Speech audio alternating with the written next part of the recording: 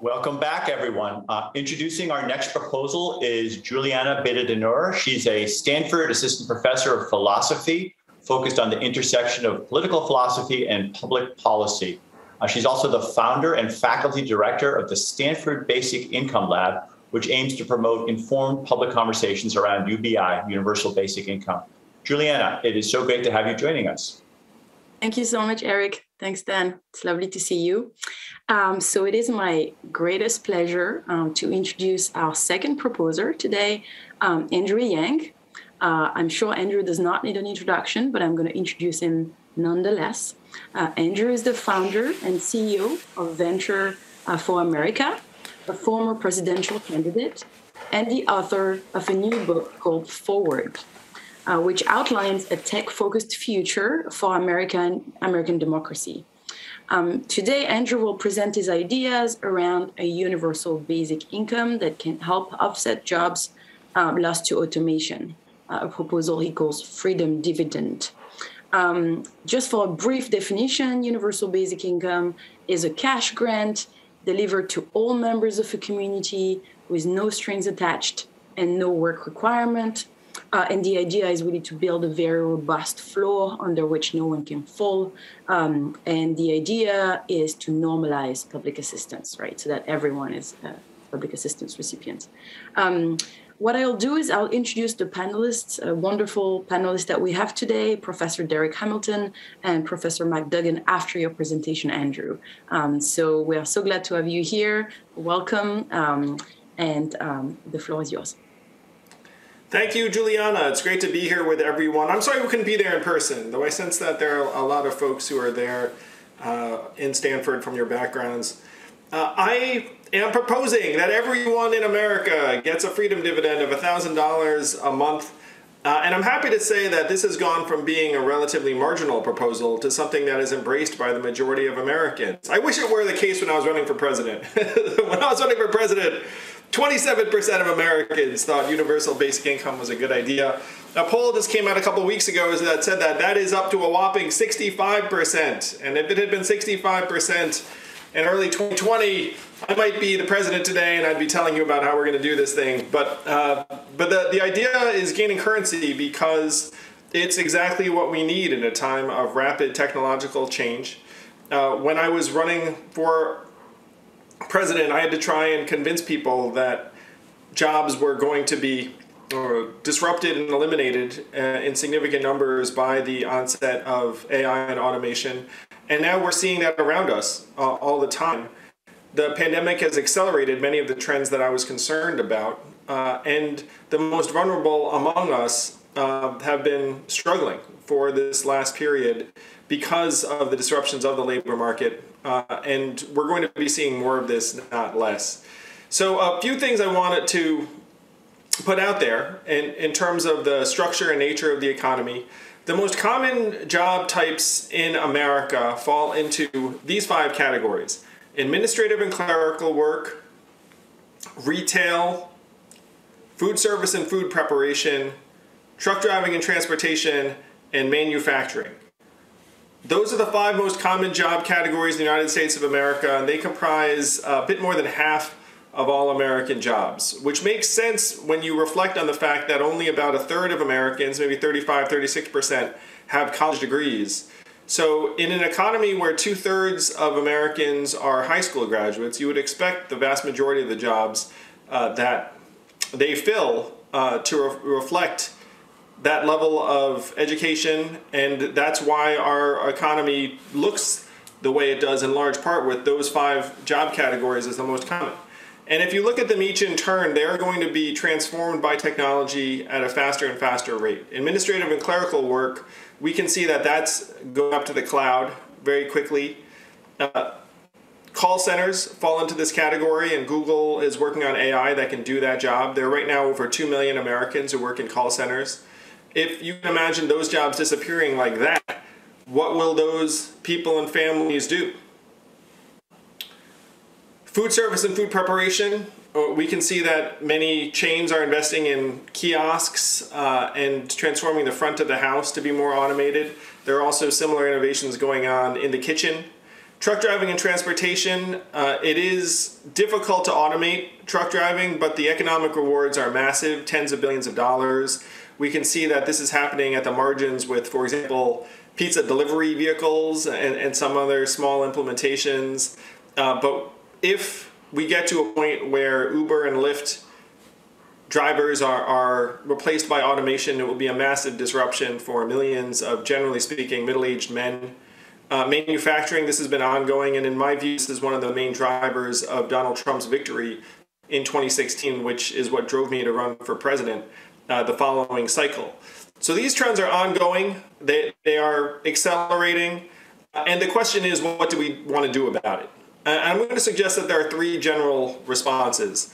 I will also suggest that most people saw my presidential campaign as futuristic, but if anything, I was trying to play catch up to the realities that many Americans have been confronting. And so the recipe for policies tends to go something like this. Number one, we should educate and retrain American workers for the jobs of the future. The tough part there is that the success rates for government-funded retraining programs are abysmally low, approximately 15%. And the fact is, when a manufacturing plant has gone under, it's not that these people have suddenly been magically retrained for other roles. Most often, they're left with no place to go. And so this is a government talking point more than a solution. And I've seen this up close in the Midwest and the South over the last number of years. So that's general policy solution number one. General policy solution number two is targeted aid and relief that goes to folks who are struggling. The problem is, and we've seen this with the pandemic, that our government is really bad at identifying and administering large-scale programs, in part because if they screw up, there is no repercussion for the government official.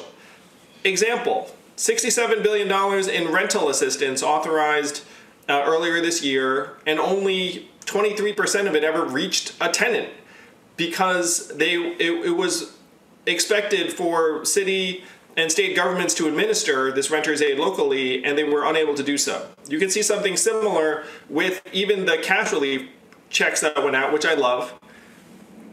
But in order to receive those checks, you needed to file taxes and have a tax return, because we were using the IRS as a means to distribute the money.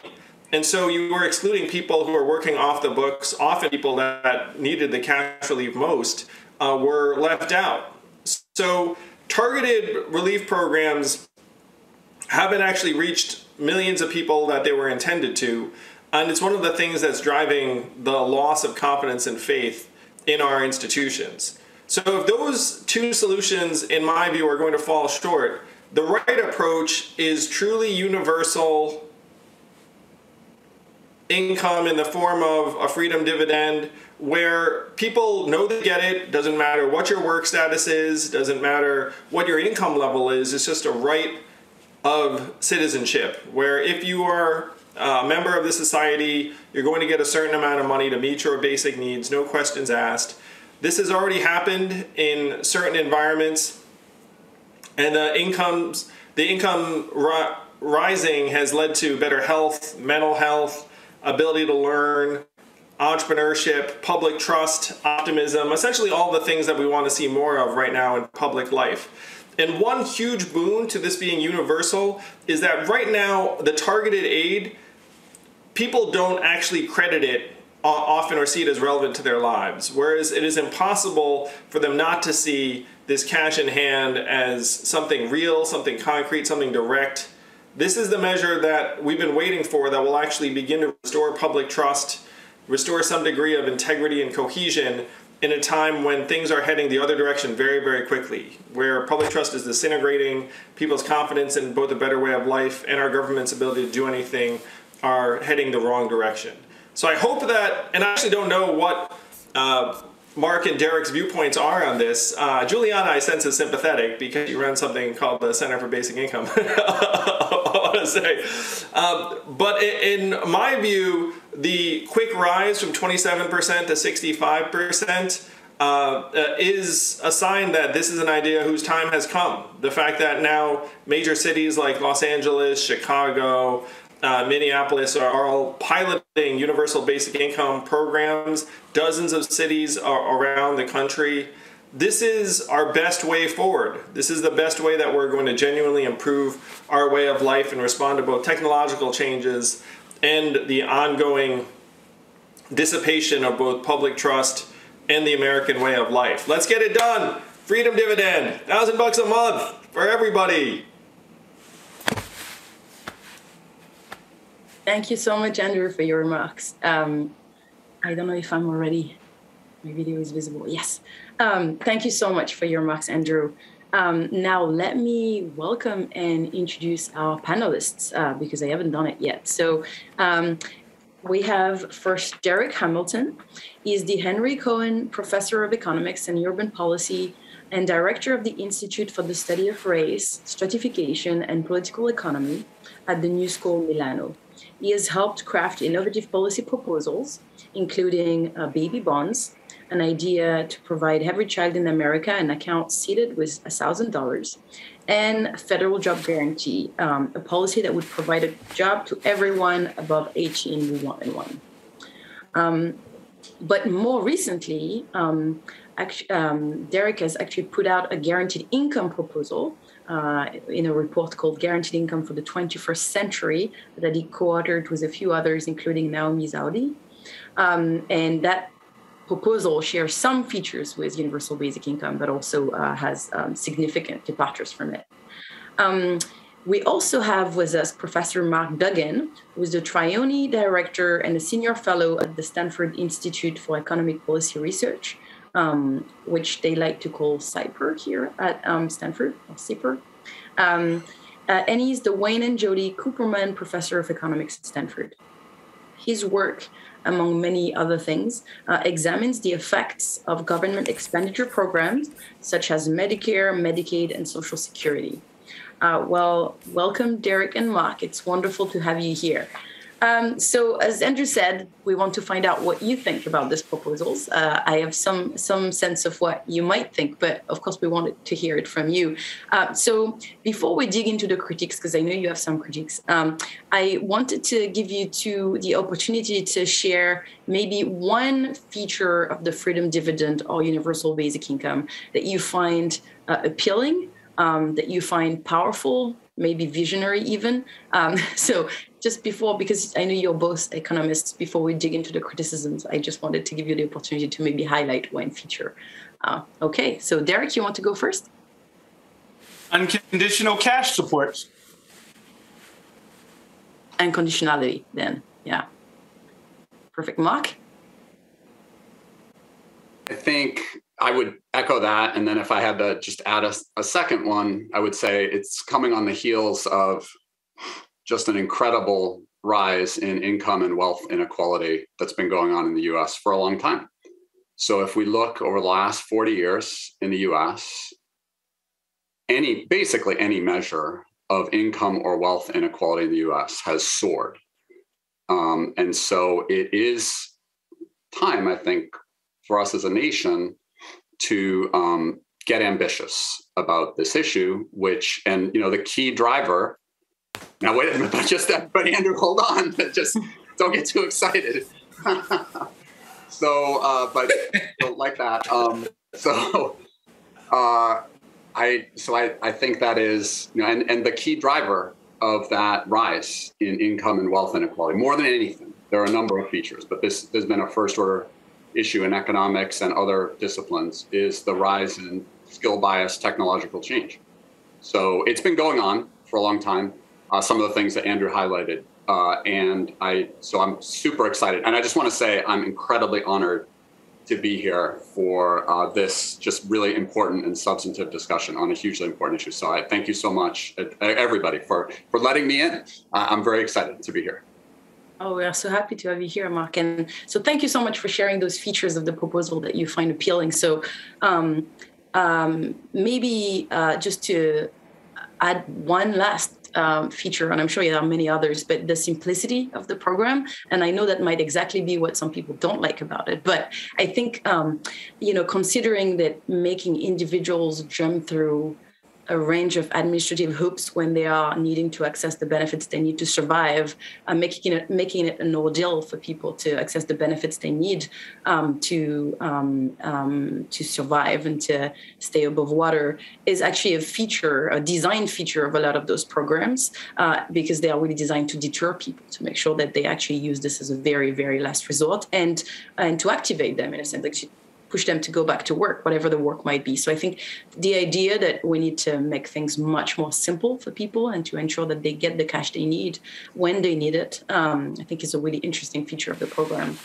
And then, of course, Darrick, you mentioned the unconditional feature of the program. I mean, just to unpack a little bit on that, it's centered really on trust and respect for recipients. We trust you to do the best thing for you and your family with the cash, and we know that you're going to be able to, or at least many of you are going to be able to make the decisions that are best for your family with the cash, right? So thank you for this proposal that has really interesting features. Okay, so now I would love to hear Darrick's and Mark's reaction to the program. I'm sure that those are go both ways. So Darrick first. So you've put forward a guaranteed income proposal that shares some features, as you said, unconditional, the no strings attached aspect of it is a shared feature, but that departs from it in an important way as well, including the fact that your proposal is a targeted one. And I would love for you to say a few things about the guaranteed income alternative and how it differs and why, right? What are the reasons that explain why it's the way it is? And Mark, you've worked on Social Security, you've worked on disability benefits, you've formed your own views about the future of social protection, what it should look like. So I'd love to hear what you think is the way forward and in a response to what Andrew just shared. So I guess I'll go first, and let me echo Mark's comments with gratitude that, one, you're hosting this forum and the importance of it in this moment as we get through a pandemic. And again, my gratitude for being invited. Though there is no silver bullet policy to redress all our social ills, in my framing, we need an economic Bill of Rights. We need to recognize that political rights, civil rights, social rights, cultural rights, those are all important for freedom and choice. But what is empty is if you engage in any transaction without some level of resource. So economic rights are essential, and there are multiple dimensions along economic rights. The right to health care does not exclude the right to a clean environment. Both are necessary. The right to a job is necessary in our society. The right to, I can keep going, but I know we have a panel with a lot of questions, so I won't get going, won't stop there. But the fundamental point is that there is no silver bullet, and there are a package of enabling goods and services that without them, people are vulnerable to exploitation, extrapolation, or at the whim of charity, and really don't have authentic freedom. So let me say that. To answer the question more directly, UBI, what's problematic about it is the universality of it. And I can give 3 reasons why that universality is problematic. But guaranteed income directed at individuals to directly eliminate poverty and provide a greater income supports and agency without conditions is the right policy.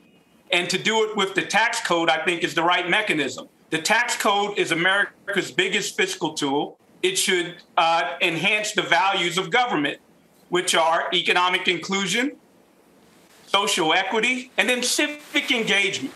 So everybody should take part in the tax code. So when we give deductions for things like mortgage interest, on the flip side, we should consider refundable tax credits as well. The difference between the two is a negative sign.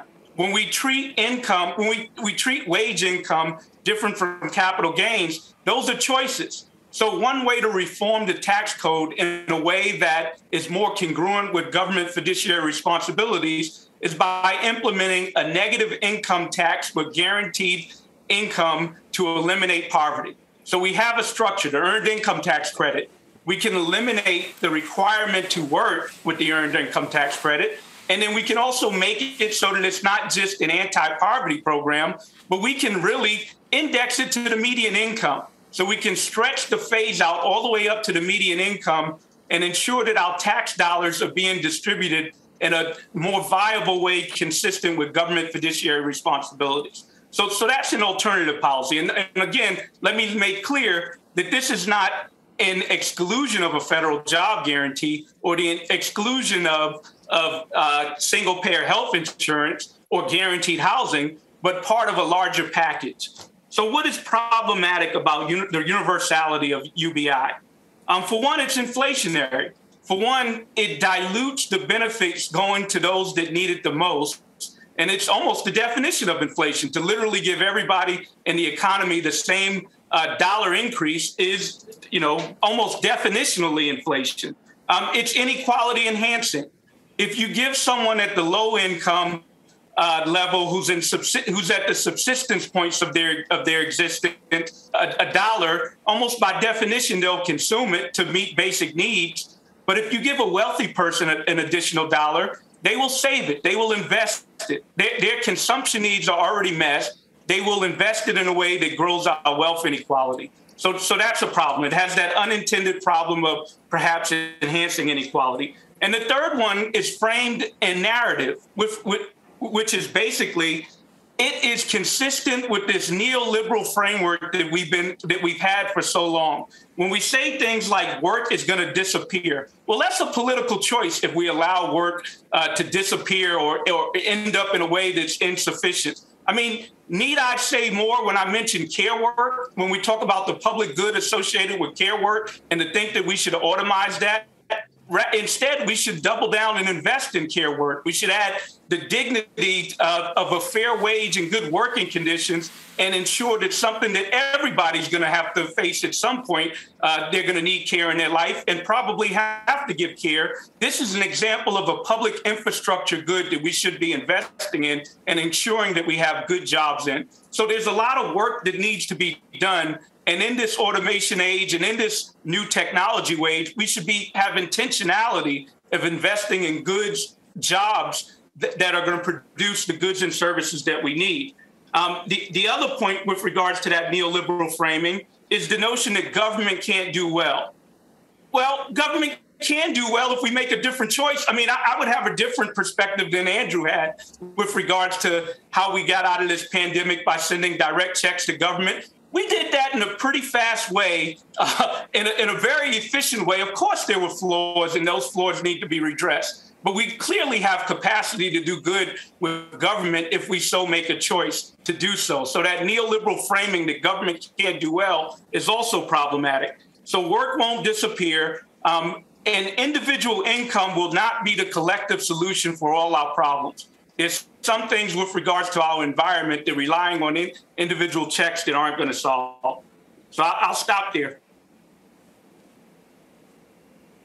Is it my turn?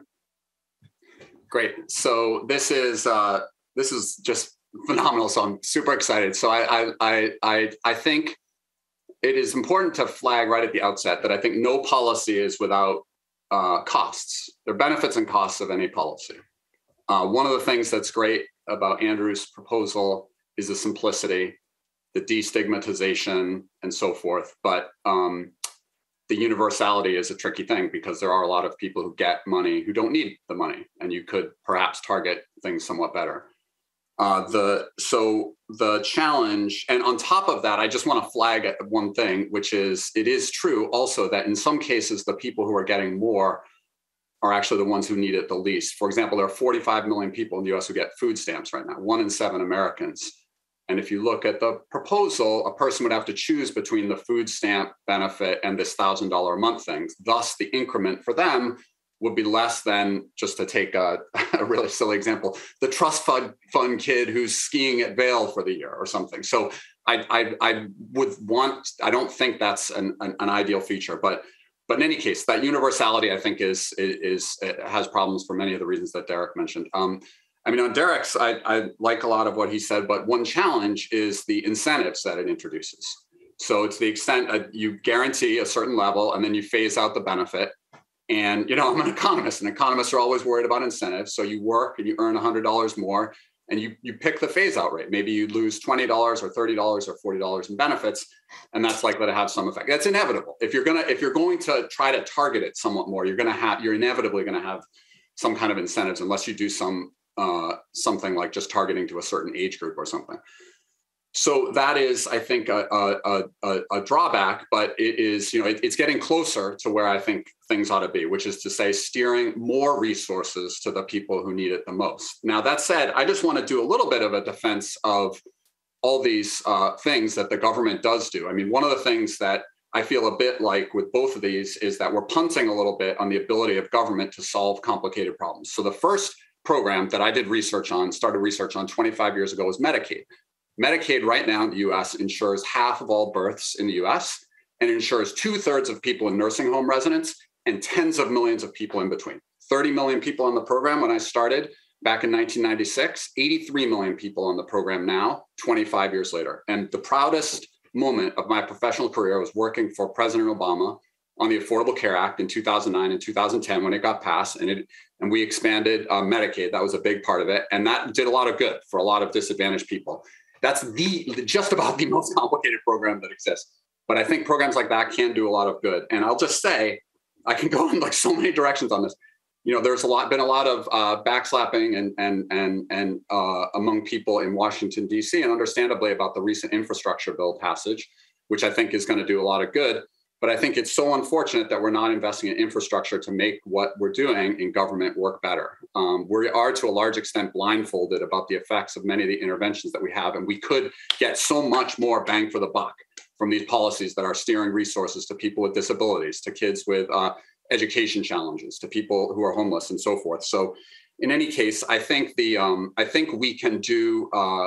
Especially, it's very unfortunate. I think it's very unfortunate that with all of the incredible improvements in technology over the last 25 years, that those have barely moved the needle on how well we do with government programs. And I think we can do so much more with the government programs that exist. So, just at a high level, I think there's a lot to like about both Andrew's proposal and Darrick's. My first order concern with Andrew's is the universality. My first order concern with Darrick's is the incentives.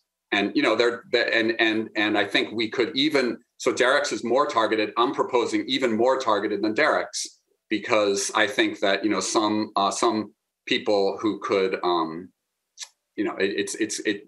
the truly neediest would fare better, I think, under a proposal that engages a little more with the complexity than even Darrick's proposal. Okay, I'll stop there. So how would you target it, Mark, out of curiosity? When you say it, what exactly do you like? So Darrick's like, hey, negative income tax with a phase out at a certain level. Would you also use income level, or like what are you thinking? Yeah, he's phasing it out at a certain income level. So as we have some guaranteed, and then as a person earns more, 1,000, 2,000, 3,000 more, that phases out. And it's not a 100% phase out, because if it's 100% phase out, then the incentive effects we have are really problematic. But you can dial that needle however you want. But in terms of targeting it more, we have a number of things that we do to target things. So perhaps one lever that we use quite a lot is to target resources to people who are disabled, who have serious health issues, who are completely unable to work. And we do a lot for individuals with those conditions through Social Security disability insurance, through supplemental security income, through veterans disability compensation benefits, and so forth. So I think that is, I worry a lot about the 25-year-old able-bodied person who's thinking, $1,000 a month, this is great. I can just relax and play video games all day. I mean, I'm giving a deliberately somewhat silly example, but I think it is the case that if you make a big program, that you're going to see less employment a lot amongst people who can work, and I think less resources directed to the truly neediest. I want to give Andrew just the opportunity to respond to a few things that were said before we add more onto the pile. So, Andrew, do you have anything? I know you can't address everything, but just a few things maybe. Oh, sure thing. Well, first, in terms of the fundamental points, I think that both Darrick and Mark made, which I think Darrick's point was, hey, you need to do more in addition to this cash measure, that there are other things that should be done. I totally agree. And to Mark's point that, look, the government can do good and can channel a lot of benefits in various ways. Also agree. And the proposal that I'm championing, I don't think is unmindful of either of those things. It's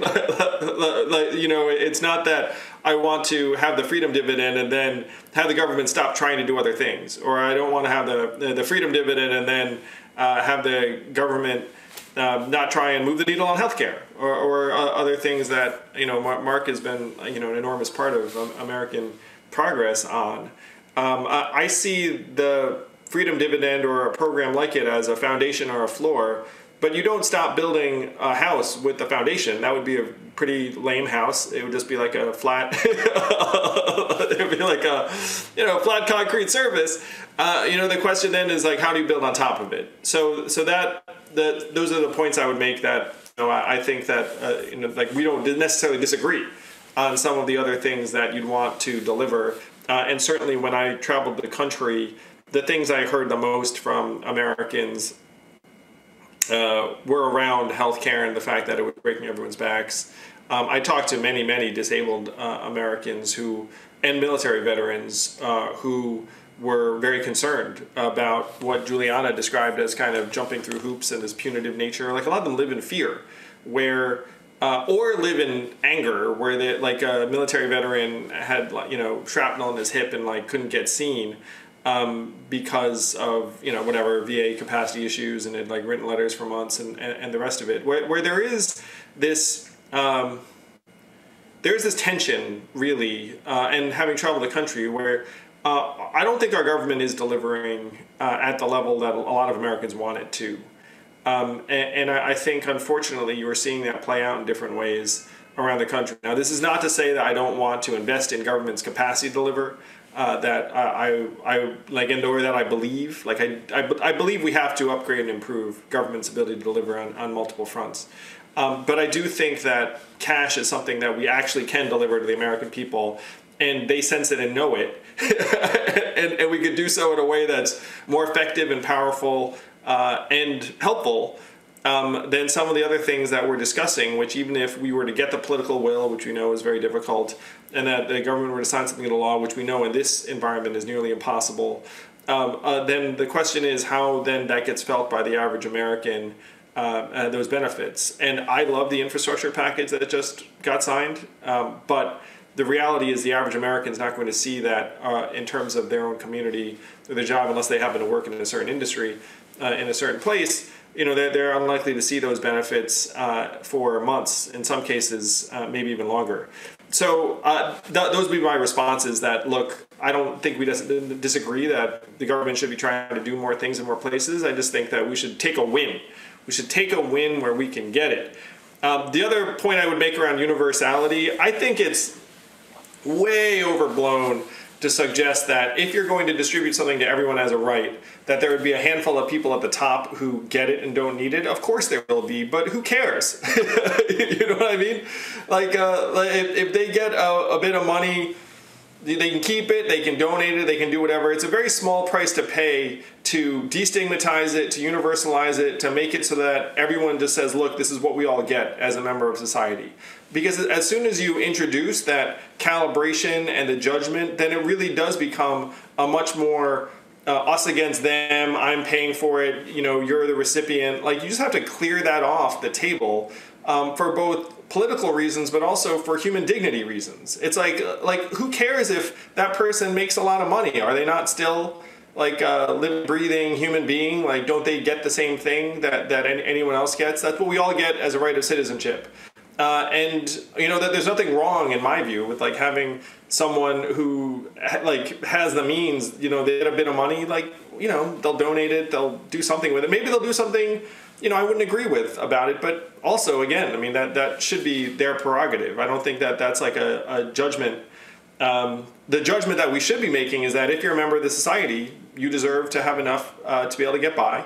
And we're not going to try and reward, frankly, people who are going to end up calibrating their behavior in a particular way. We just make it look like we don't care what you do. We want you to do what you want to do, and you deserve this because you're a human being. I think that's a very, very powerful statement. And when I ran for president, I said to folks, you want parents to be able to say to their kids, your country loves you, values you, and you're going to be all right. And that belief has to begin somewhere. We have to start investing in believing in people. And to me, that means everyone. So I would just stop there with the argument for universality. Great. Yeah. Darrick, I see you want to talk. Let me just add a couple of things to what Andrew just said, and then that way you and Mark can say what you think about what Andrew just said and what I added to the plate on the universality versus targeting conversation. So some of the concerns that a lot of people who are interested in universal basic income as an alternative have about targeting are about access. The idea that, if you make it, if you target it in particular ways, it's often the case that some people will not actually get the benefits that they need simply because you need to file a return. Like there's always some conditions, eligibility conditions. There are always administrative steps in order to get it. And so there's this idea that if you make it the default, right, you just get this just by being a member of a community. I don't think I would say citizenship, but just being a member of this community here, a resident, you get it. And then you can always, and I know that this is where there are very, very many different versions of the UBI proposals out there. You can target ex post, right? Obviously, you can build it. You can use the power of the tax code, as Darrick was saying, but just make sure that everyone has it as a default, and then you tax people who have enough, right? And so if you do that, it's still redistributive, of course. It's just that it's a different delivery. It's universal delivery, even though it's targeted ex post. And I think the idea behind this inefficiency is often to destigmatize public assistance, as Andrew was saying. So my question to you both is, how do we avoid the issue of people on benefits being demonized as benefits grounders, which is really the dominant stereotype about people on benefits throughout the world? I'm French. I come from France, and I lived in England for a long time, and we do have a kind of guaranteed income phase-out system in France. It's highly stigmatizing. A lot of people don't even claim those benefits because they don't want to be seen as a benefits grounder. It affects negatively people's well-being when they are on those benefits to know that they are viewed that way. So there is a high cost to this mode of targeting. And lastly, which is what Mark was saying earlier, there's this benefits trap issue, right? If we design it in such a way that it becomes impossible for you to justify trying a job opportunity, because you would lose your benefits, you would find yourself potentially worse off if the job doesn't pan out.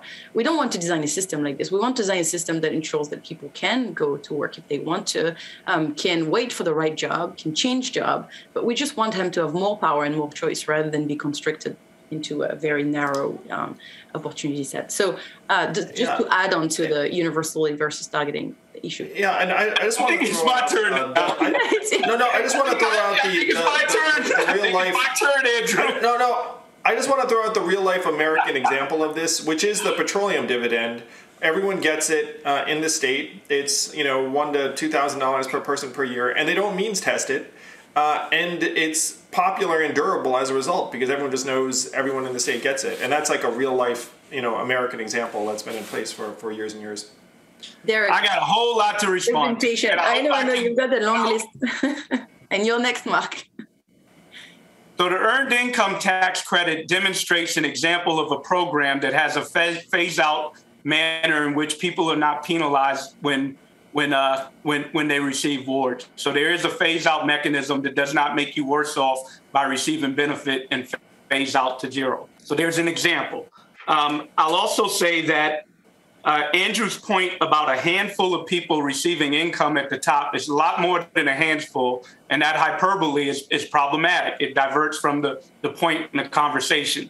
And the point is that it is inequality enhancing for the reasons you mentioned. That's why you don't want to give it to all those people at the top. The point is we have a society that's already grossly unequal. We already have a tax cut. No, Darrick, I just want to push back on this for a moment. Just mathematically, if I have an income of $1 million and you give me an extra $1,000, it's like a tenth of, 1%. It does not matter. And then if you give someone who's making $10,000, then it's an enormous impact. So just when you're talking about the ultra rich, like you throw $1,000 like a month into their bank account, it's essentially negligible, which I can see why you think is the problem. But it like mathematically saying that's going to exacerbate inequality is just mathematically, in my case, in my opinion, not true. Well, mathematically, when you aggregate up, it makes a difference. So if you look at an isolated individual, that's a microcosm that's not actual. When you aggregate up, it ultimately makes a difference. It becomes inequality enhancing. And especially when that income could have went somewhere else, which is the second point, is that it's inflationary, that you dilute the benefits of those at the bottom by giving everybody the same amount. So it's inequality enhancing and inflationary. Let me think of some other points that I wanted to make, because I kind of lost track. So I had my little notes. Let me try to remember some of these things. Using the tax code ex post is inefficient. That's not a good use of the tax code. What I'm proposing is a more efficient use of the tax code. And indeed, the tax code should be the mechanism by which we implement this, in my view, because, again, that's America's biggest fiscal tool. We're already spending a lot of money with the tax code. We just don't conceive of it that way. So we surely need tax reform in this society. The other point is the example you gave, Mark, in the beginning about the person who might, and I know you even used the phrase silly example. That's also part of a problem. Rhetoric matters, and the framing of inequality and the understanding of inequality and these tropes are part of the problem. It diminishes the political efficacy of our ability to do something. In fact, if you look at the examples of the demonstrations that have been implemented, we haven't found examples on large scale of it disincentivizing work, that in fact for people that receive the benefit, and I know I'm not telling you stuff you don't know, they actually engaged in more work. And those demonstrations, Mark, aren't universal basic income demonstrations. Those are more basic income or guaranteed income, because in those societies, it wasn't as if everybody got access to those income. So again, I just want to be factual in our understanding. And then also, Mark, you pointed out in the beginning, you said that you agreed with everything I said, except the universality part. I'm sorry, you agreed with everything I said, and agreed with except the part about the incentive part. That's the part you disagreed with. And again, I turn back to the point of, we've seen examples where the point of giving people income or providing income is not to disincentivize work. And I know you're going to make a case on the margins, it might disincentivize work. But in all the examples we've seen, we have not really seen examples of people choosing not to work because they're getting some income and preferencing leisure over work. So I know that that's an example that we articulate a lot in economics. But in the real world, another way to think about it is providing those additional incomes actually empower people to do more work, whether that's formal employment or even more creative work. So there's where I perhaps agree with Andrew. And then here's the big point, though. Universality is not just some bug or some artifact. That is indeed the big critique. That is not something you can gloss over. The universality of it is indeed the problem of it and why we don't want to do it. So the redress needs to be directly targeted, but targeted in a way where we can do a program that promotes the income, not just as anti-poverty, but promote more families towards the middle class. Those would be some of my arguments. Thanks so much, Darrick. Mark, I get to go. I feel bad because you have so much to add to this conversation, and you don't get a chance either. I have a lot I want to say, but please do. I managed to sneak a couple of things. But I feel like you don't worry. you know so much about this too, so I feel bad. Yeah. Don't worry about me. I will say things. So I think so. I sincerely appreciate the points that both Andrew and Darrick, especially Darrick, have made about the incentive stuff. And, I think we can quibble about, depending on how you structured it, what the amount of money was, is there going to be a phase out or not? What will the phase out be? What will the employment effects be? I don't think that's the first order issue, though, with Andrew's proposal that I do want to raise right now.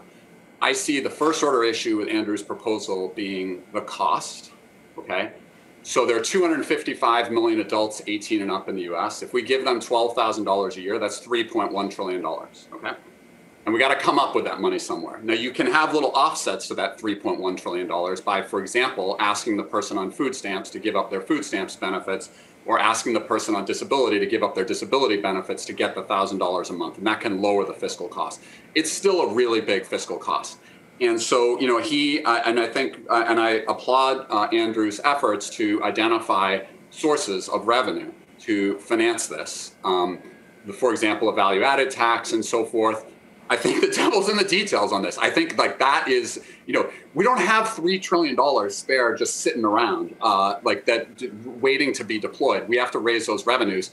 And the effects of that on, and Andrew notes, sort of freely admits this in the proposal, that it is likely to raise prices, thus eroding some of the purchasing power. So it's not a simple thing. And I think one thing that we are not discussing much today, but I think I want to flag, I think it's horrible what's happened with income and wealth inequality over the last 4 years. I want to work with Darrick and Andrew and you, Juliana, and others to try to move the needle on that and move the trend in a different direction so that equality is growing, not falling. But one thing I think really is important to flag is I believe that it's kind of unconscionable what we're doing as governments, leaving debts to our kids and their kids. And I think people take a lot of solace right now on both sides of the political aisle that interest rates are low and it's no problem that we have a $20+ trillion debt right now.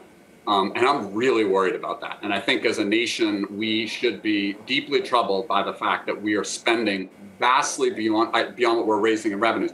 I think we need to come after more revenues. And I think it is, each year in a typical year, even pre-COVID, we're borrowing $3,000 a year per person that's just differentially falling on kids. So I think the revenue raising $3 trillion would be unbelievably hard and would have a lot of indirect effects that would offset the benefits of UBI. So I just think it's really first order, and I think the incentive stuff is important, but I think it's that cost issue is huge. But we live in a time right now where everyone seems to think, we can run a deficit as big as we want because interest rates are basically zero, and that's not a problem. But I as an economist, and I don't have a crystal ball, but I think it's dangerous what we're doing and what we're leaving to our kids. So anyway, that's that. Perfect. I'm happy to talk to that. I'd love you to respond. Can I just prompt you to respond in particular to the cost issue that Sure. Mark just raised, and also the inflation issue that Darrick raised earlier? I'm so sorry to ask you to talk about inflation and cost in front of two economics professors, but I think those are important ones, and I know you have answers, so I'd love to hear them. Well, sure. So we passed the $2.2 trillion CARES Act not long ago, months ago. And that was enough, by your numbers, to cover something like $1,000 a month for every American for 7 months, maybe 8 months, something along those lines.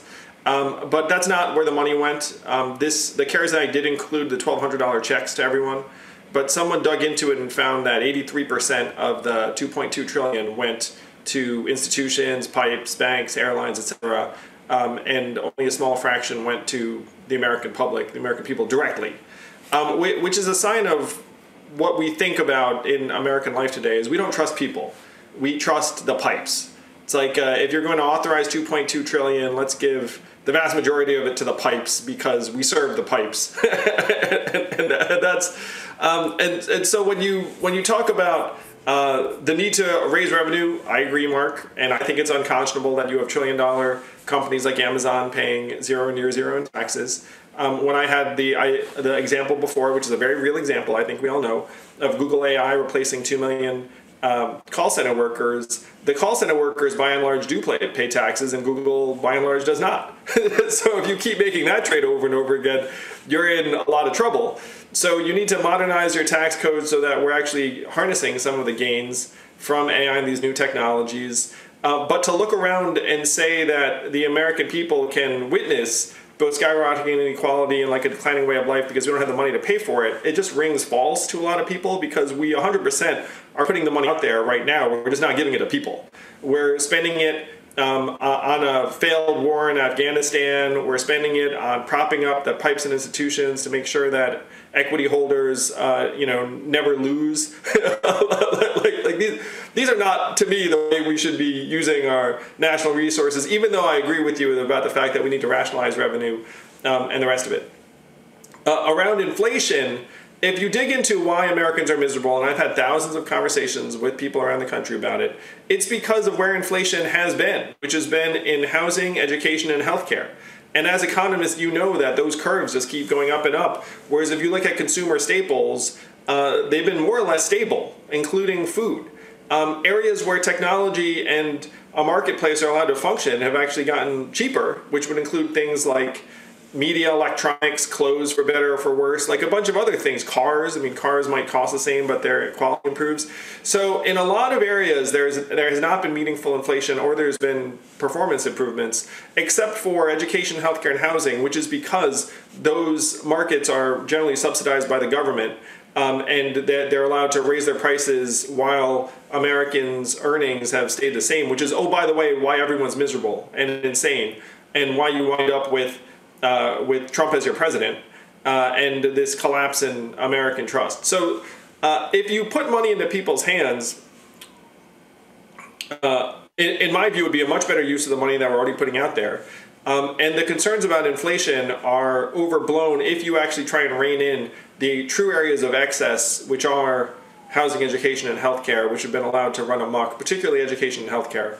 And so those are the things that we should be concerned about, because that's what's making Americans sad every day, is that the requirements for a decent life are getting more and more out of reach while their income has not kept pace. So if you invest the money in actually helping raise their floor and then get the costs under control, that to me is the right approach, but we should not let this fear of inflation keep us from making the necessary investments, particularly in an area where, and I know you're both concerned about this, the labor force participation rate has been dropping progressively over the years and decades, but for quite a long time.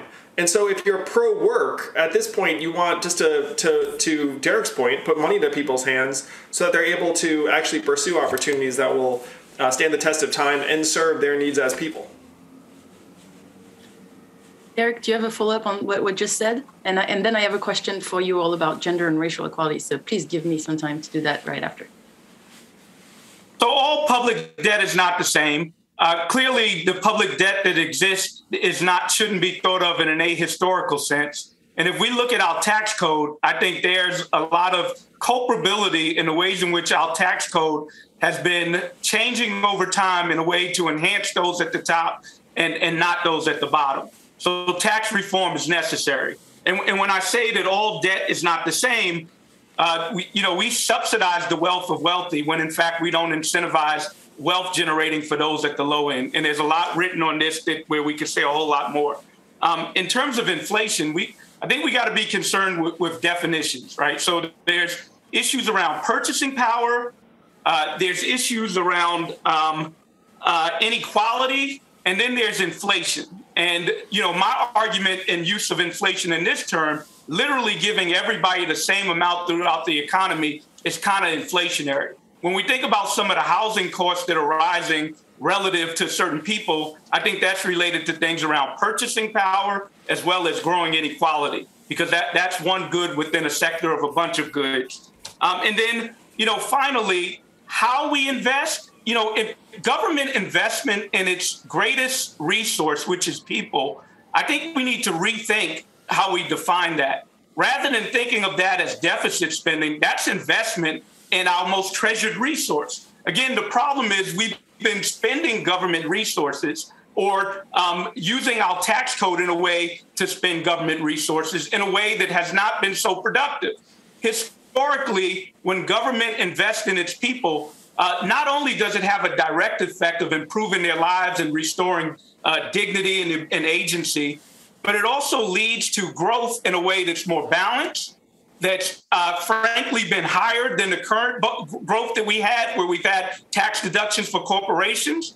And the sad thing, the other final thing, is that investment in people also grows our economy in a way that is more sustainable, that's more equitable, and certainly should not be considered deficit, but rather investment in, again, America's most treasured resource, which is its people.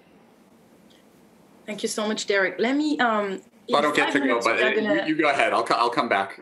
Sorry. In 5 or 6 minutes, we have to start taking questions from the audience. So I just really wanted to add something in, and I know we won't get to discuss all the things we wanted to discuss today, but so I wanted to come back to the notion of inequality, and we would all be very concerned about the social protection program that would enhance inequalities rather than reducing them.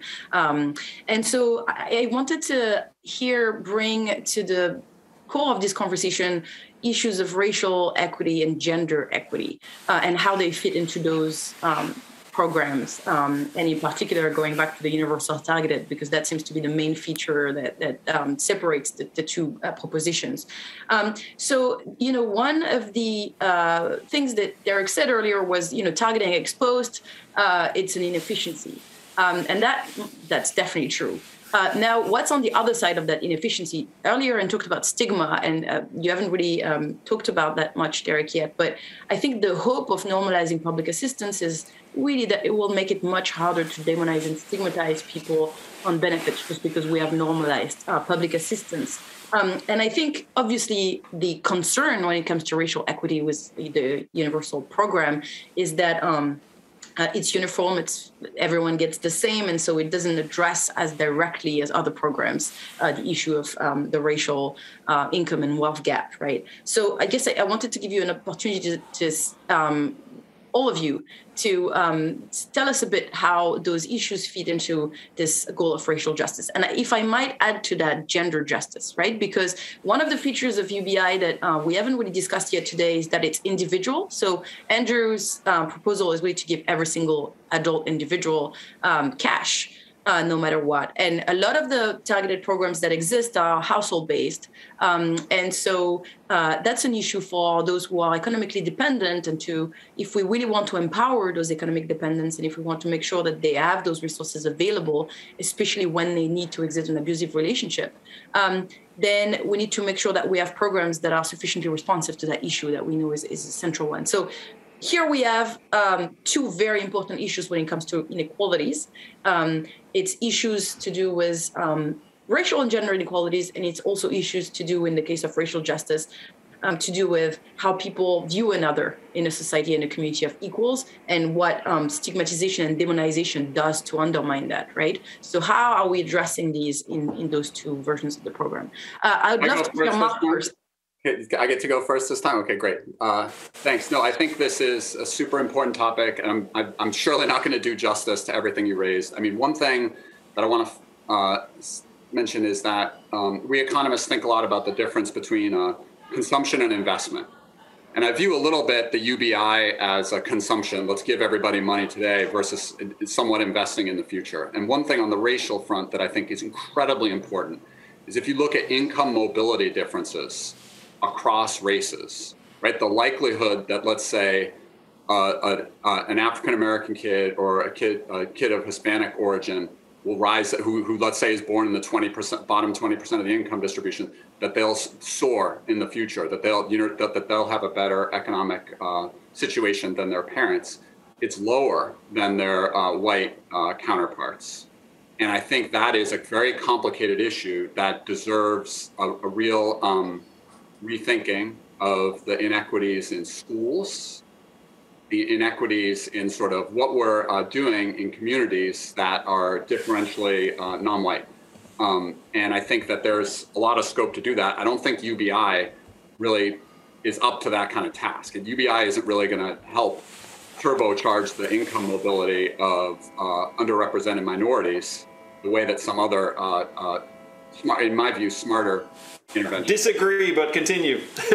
No, I mean, I think that it's a huge difference between underrepresented minorities and whites, and that's something that deserves the attention. So, and I don't think UBI may tangentially address it, but it doesn't attack it the way that other things could. So, Juliana, you raised a couple things. Maybe we can. I forget the second thing that you raised, but and obviously on the gender front, I think there are a lot of the disparities by gender are important. I'm very, it's pretty amazing right now. If you look at colleges and universities in the U.S., women outnumber men dramatically. It's like a 60-40 ratio, and women are just crushing it in terms of educational achievement. And I think that there's things are just going to continue to get, I hope, better and better for women, but there's still a ton of work to do. And I think I mean, we could spend another whole session on the gender equity issue, but I'm very hopeful given how well, there have been some gains in the labor market, not quick enough. If you look at CEOs, way too few women, it's not nearly where it should be, but at least it is improving. And I think the educational stats right now suggest that as well. Anyway, so I could do a lot more, but I know we're short on time. Can I do Darrick so that Andrew, you get to end this, because then after we move to questions. So Darrick and then Andrew. Race and gender has transactional value in our society as an identity. Let's start there. And ironically, that transactional value rises with education. So in other words, if you look across strata of education, when we move into higher echelons, the differences between black and white actually grow. So the returns to being black versus white become more pronounced at higher levels of education.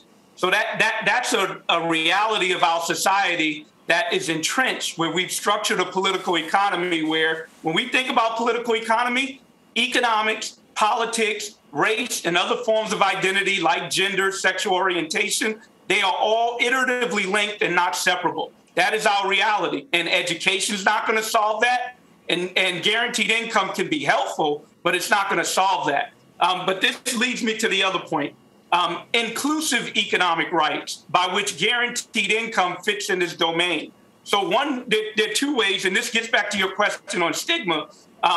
We have a society that limits our ability to impact public policy because we stigmatize individuals of belonging versus unbelonging, deserving versus undeserving, based on race. And the more unequal we become, the more the despotic appeal to white supremacy gets pronounced. So in other words, people care about their vertical positioning as well as their horizontal positioning. So as society becomes more unequal, a despotic leader can come aboard, like Donald Trump. They can pit one group against the other and get political traction. By saying, I'm going to build a wall to protect you against Mexicans, that message becomes more salient when we have a more unequal society. So guaranteed economic rights that are inclusive can, one, dilute that political colonializing where we can pit one group against the other. So guaranteed income fits within this realm. If we do it in a way that's intentionally race and gender inclusive, it can dilute the despotic appeal to white supremacy, as well as redress some of the economic conditions that people face. And the last point is that we do need that word inclusive economic rights. We need to be intentionally anti-racist, anti-sexist in the design of the program and the implementation of the program. Why? Because history tells us that. If we go back to the New Deal era, when we did have a framework of investing in people in a guaranteed way, we did it in a way that was racist. When we designed Social Security such that domestic and agricultural workers did not receive it, we did it in a way that excluded Black women and Black men, when over 90% of Black women were a domestic or agricultural worker and over half of Black men. And to preempt and what Andrew might say about the ways in which UBI can reduce that stigma, Social Security is a targeted program. And it's also one that's not universal in the sense that everybody gets the same amount. It's universal that everybody pretty much is going to get it, but the ways in which it's distributed is certainly progressive. Thank you so much, Darrick. Andrew, so we are going to move on to the questions. If you want to say one last thing, and in particular, either in response to this or more generally tie this back to automation and AI. Yeah, I'll say something brief. If you look around, this conversation is very, very important because we can sense that our society is disintegrating. And it's disintegrating in large part because people are making various appeals that are kind of segmenting us and dividing us in different ways. When I think about my experiences running for office, I just think about the waitress in Iowa that I spoke to. And the fact is, the example Juliana used, I think, is the most relevant one, which is how does she walk away from an abusive boyfriend or relationship that's not working for her? And the best way for her to do that is to have economic resources that are independent of anything else.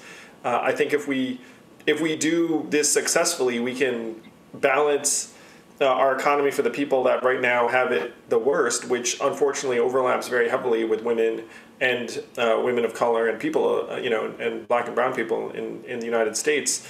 But I think that the way that we can do this, to what Darrick's saying, is like weaken the despotic appeal, is make a universal case. Say, look, like, people are struggling. We all deserve this. And this was Dr. King's message. Dr. King, before he was assassinated, was walking around saying, like, we need to make common cause with poor whites because we have, like, we're in the same boat.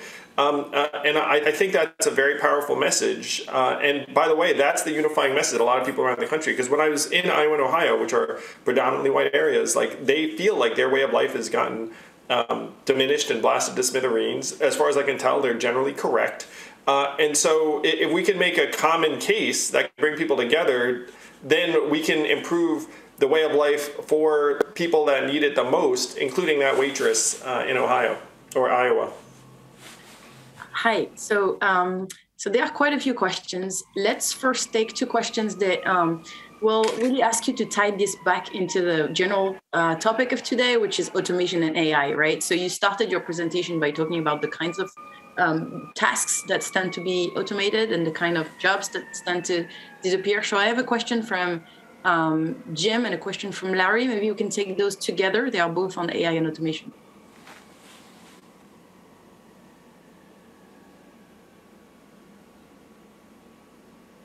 I think you need to read them out. Okay, no worries. I'll read them. Okay, so from Jim, what does this all have to do with AI? So I guess that's the general question I was prompting you with. And then the other one is automation tends to replace dehumanizing tasks to try to make people act like machines. So in doing so, automation enables human creativity and ingenuity. How can we retrain people to maximize those skills? Andrew.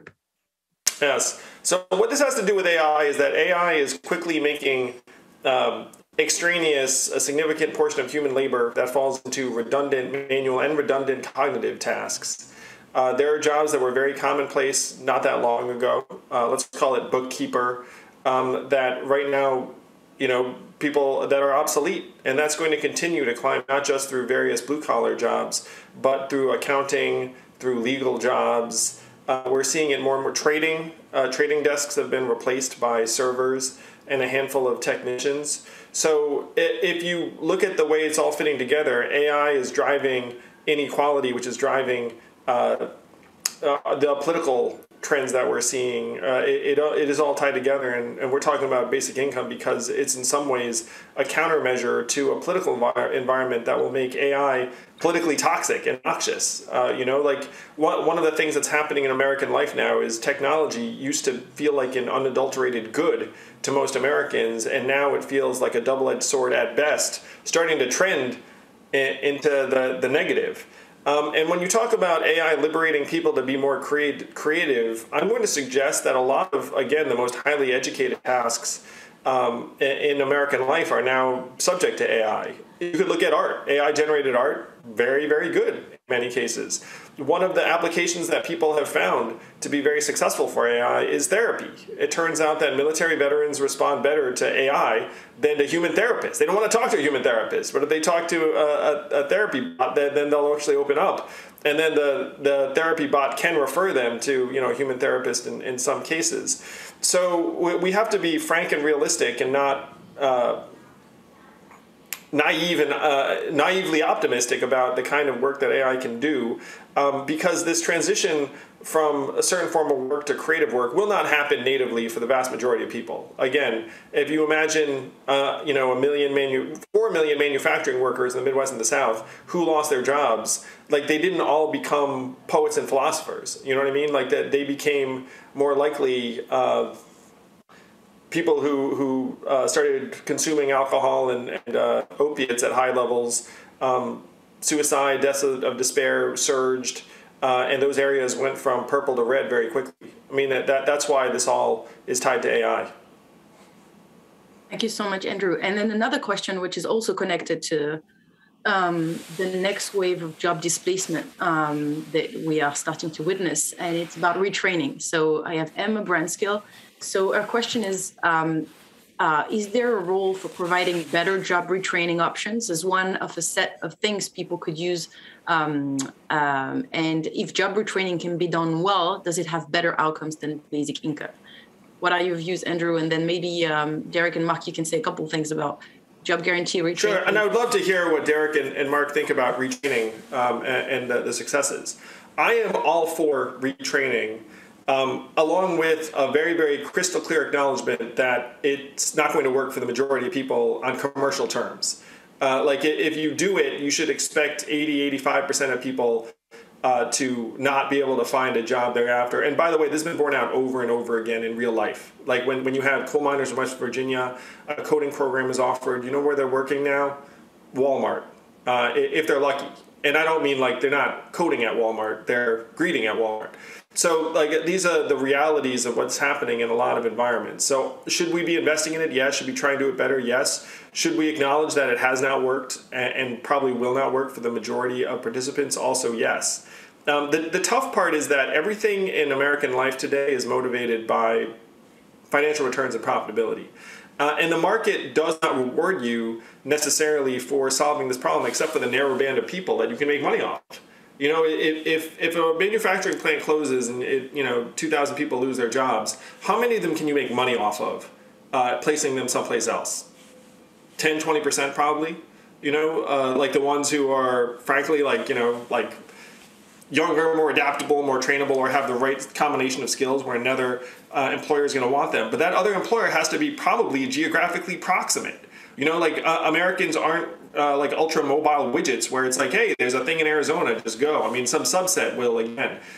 So all for retraining, but it's more wishful thinking than policy at scale. Darrick? And then Mark, just a couple of words on that, both job retraining and job guarantee maybe. So I want to go back to Dr. King and say that Dr. King did not call for universal basic income. Dr. King called for federal job guarantee and guaranteed income. That distinction is important. We should get it right when we cite and quote someone. As it relates to AI, work evolves. Work has changed throughout history. It evolves, and we want to ensure that they are quality, good jobs, but work does not have to disappear. And a lot of the ways in which work goes becomes political decisions. I mean, in fact, there's dignity in work.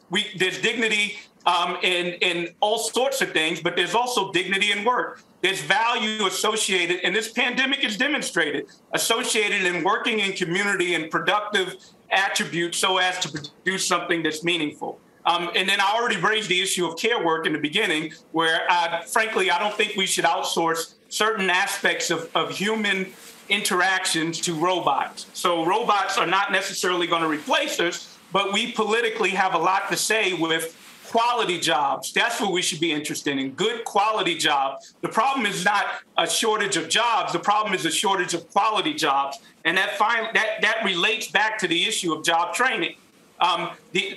We have a dearth of quality jobs. We're putting a lot of emphasis on job training. Now, there should be investment in people's skills and education in and of itself, because that's important.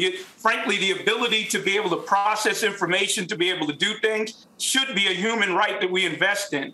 But our political rhetoric around job training ignores the most important side of the equation, which is enough quality jobs in the first place. And I dare say we have never had enough quality jobs in our society, and that's the role of a federal job guarantee. And then, the issue with regards to, Andrew also elicited the point that some servicemen did better psychologically from income supports than psychological interventions. This is all part of a rhetoric frame. No, it was from a therapy bot, not like it wasn't. We weren't talking about basic income. I was talking about AI, being a therapeutic resource. Okay, so perhaps I misunderstood, but here's the point that I think is larger. That in our framing of coming up with a good infrastructure around economic rights, we need to recognize that people need all sorts of endeavors, including psychology, including healthcare, including education, and that income is important, but in and of itself will never be enough.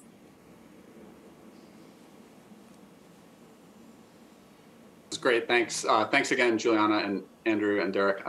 It is, there's so many directions I could go in here. Let me just say a few things. I think job training programs can be helpful, but they're no panacea. I'm sort of with Andrew on that, and Darrick on that. I think that they're not. That it is the economy is constantly evolving, and it's sometimes hard for government people as well-intentioned and good hearts as they may have to anticipate what is the right sort of program to have to help equip people to maximize their potential in the future. So I think that, but it's certainly good. I think that a lot can be done. I think we have incredible higher education here in the U.S. Colleges, community colleges, universities.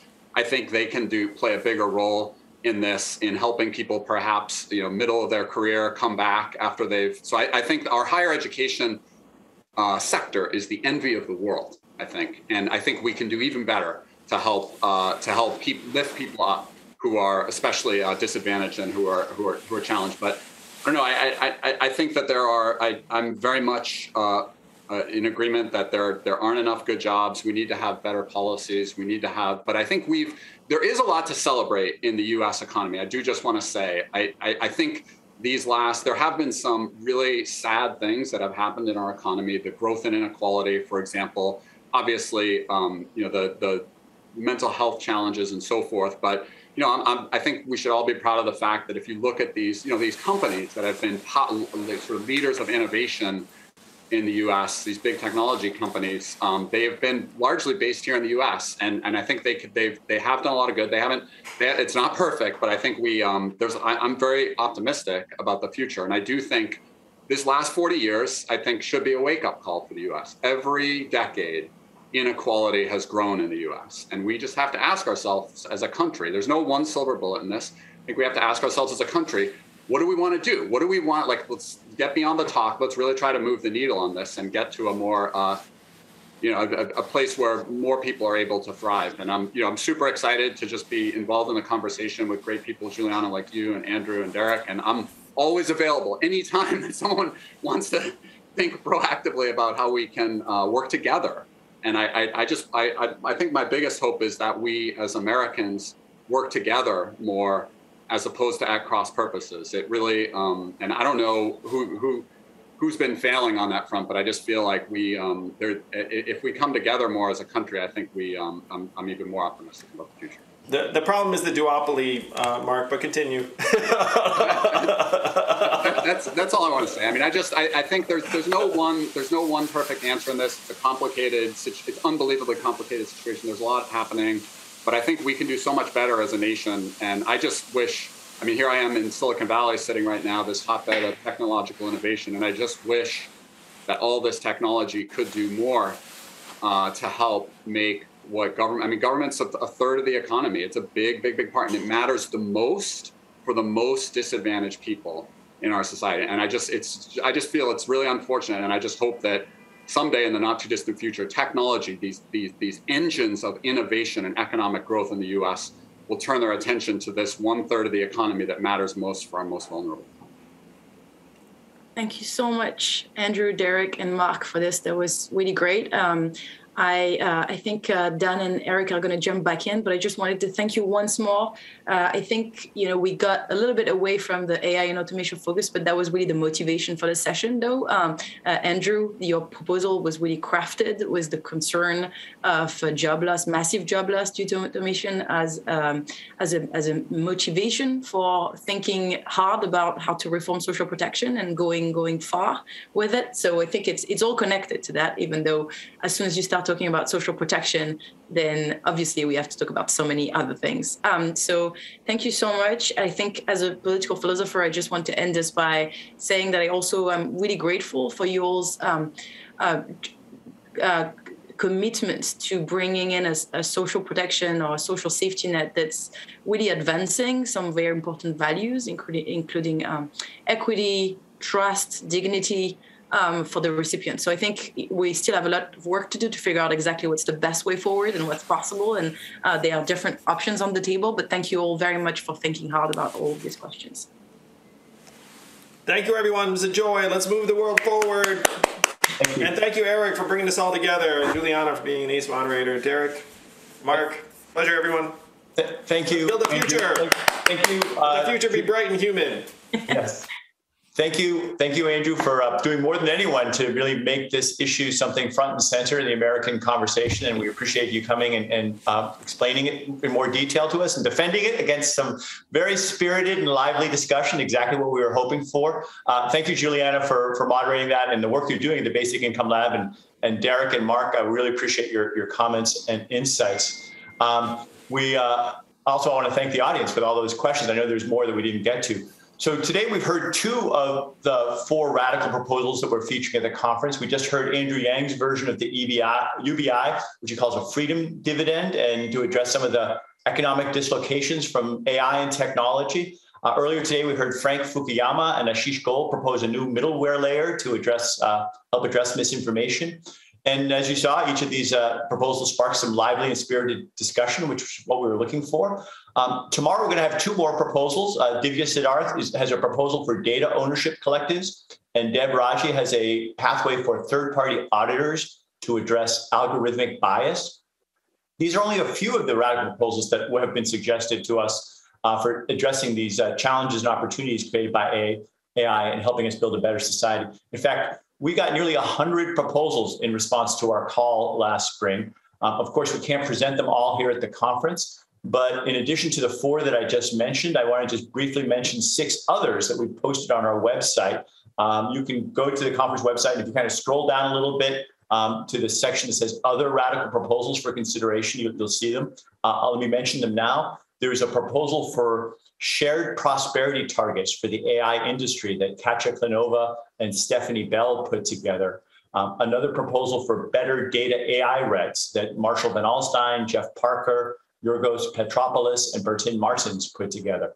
There was a proposal for public AI training data that Abhilash Mishra and Bashi Nair put together. A proposal for an in-flight transponder code that Pamela Jasper proposed. We had a proposal for Pareto improving UBI for global automation. It was a bit different than the freedom dividend we just heard, and Victor Ye and Seth Benzel put that together.